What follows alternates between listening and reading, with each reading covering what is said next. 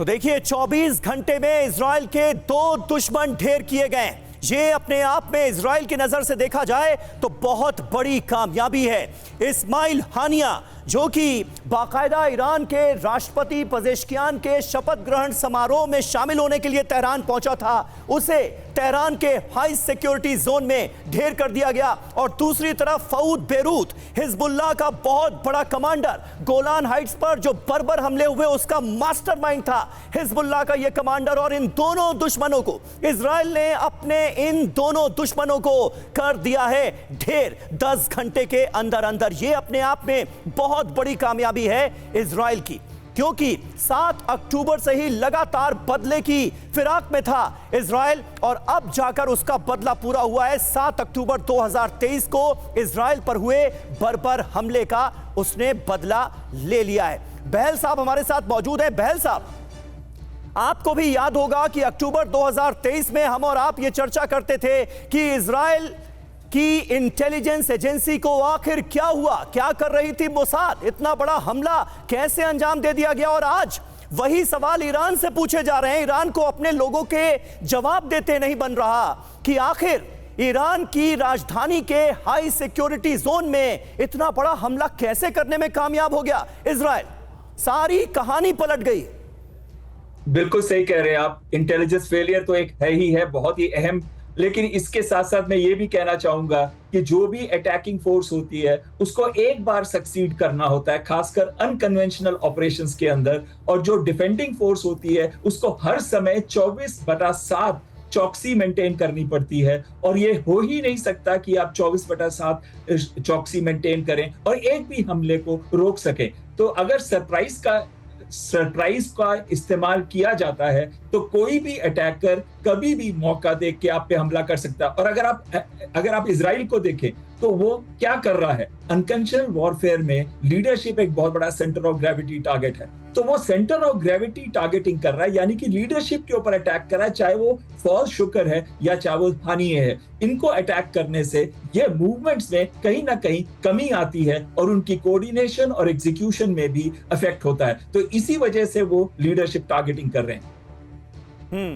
बिल्कुल बिल्कुल। जहांगीर साहब भी इस वक्त हमारे साथ मौजूद हैं जो कि इजराइल से वापस लौटे हैं। जहांगीर साहब, इजराइल की मोडस ऑपरेंडी फिलहाल क्या नजर आ रही है? हमने देखा अपने एयर स्पेस जो हैं उनका इस्तेमाल बंद किया गया है, सीमाएं सील की गई हैं, पूरी तैयारी की जा रही है, खुद को बड़े हमले झेलने के लिए तैयार करता हुआ इजराइल नजर आ रहा है।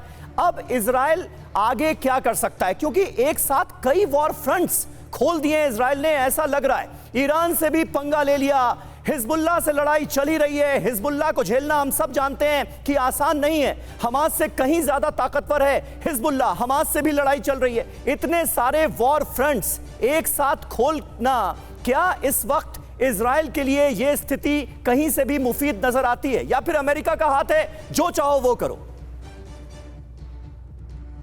नहीं, अमेरिका का उतना खुला हाथ नहीं है, पर इजराइल की स्थिति चारों तरफ पिछले 9 महीने से ऐसी ही है। मेरे ख्याल से हम अगर इसे एक ब्रॉडर पर्सपेक्टिव में देखें तो इजराइल का ये हमला और हिजबुल्लाह के साथ लड़ाई से इजराइल की कोई खास स्थिति कमजोर अभी होती नहीं है। इजराइल अपने आप में एक बहुत हारी हुई लड़ाई को जीतने की कोशिश कर रहा है। आपने कहा थोड़ी देर पहले कि ये एक बड़ी कामयाबी है और इजराइल एक तरह से अपने बदले को पा चुका है। ऐसा हरगिज नहीं है। मैं थोड़ा असहमत हूं इस विश्लेषण से। उसकी वजह है, नेतन्याहू को जरूर राजनीतिक फायदा होगा खानिया के असैसिनेशन से। उनको अपने पॉलिटिकल सर्वाइवल को रिकवर करने में इससे मदद मिलेगी कि देखिए 9 महीने लगे पर हम हमास के टॉप लीडरशिप तक पहुंच पाए, क्योंकि इसके पहले 2 बहुत ही हारे हुई चीजों पे नेतन्याहू की मतलब पूरी राजनीति टिकी थी। एक कि 9 महीने में आपकी आर्मी गाजा में है, पर गाजा में न याया सिनवार पकड़े गए हैं, न बंदी छोड़े गए हैं। तो इजराइल दरअसल एक बहुत ही नाकाम लड़ाई को लड़ रहा है। इजराइल की स्थिति उतनी कामयाब और उतनी सफल कहीं से नहीं कही जा सकती। सही बात है। और इस असैसिनेशन का भी परिणाम बहुत बुरा होगा इजराइल के लिए। देखिए, अंग्रेजी में कहावत है, how to win a battle and lose the war.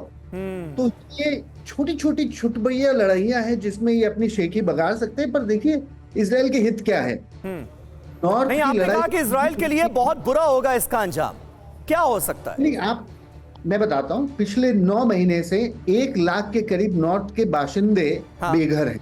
हाँ, हिजबुल्लाह ने पूरे नॉर्थ को इनहेबिटेबल बना रखा है इजराइल के लिए। एक सॉवरेन कंट्री का पूरा नॉर्थ बसने लायक और रहने लायक नहीं है। इसी सप्ताह इजराइल के एजुकेशन मिनिस्टर ने उन लोगों से कहा कि अक्टूबर में आपके बच्चे वापस उन उत्तरी इजराइल के स्कूलों में जा पाएंगे, इसकी गारंटी नहीं है हमारे पास।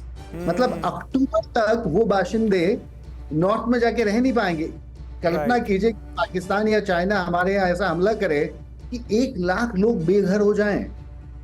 तो इजराइल ये लड़ाई हार चुका है। इजराइल की ये लड़ाई बहुत अंदरूनी तौर पे लोगों को हताश कर रही है। फायदा सिर्फ नेतन्याहू को थोड़े महीने, थोड़े साल अपनी राजनीति और अतिवाद को बढ़ाने के लिए मिल सकता है, पर मुझे कहीं नहीं लगता कि इजराइल को इससे कोई फायदा होने वाला है। ठीक है, ठीक है, बिल्कुल।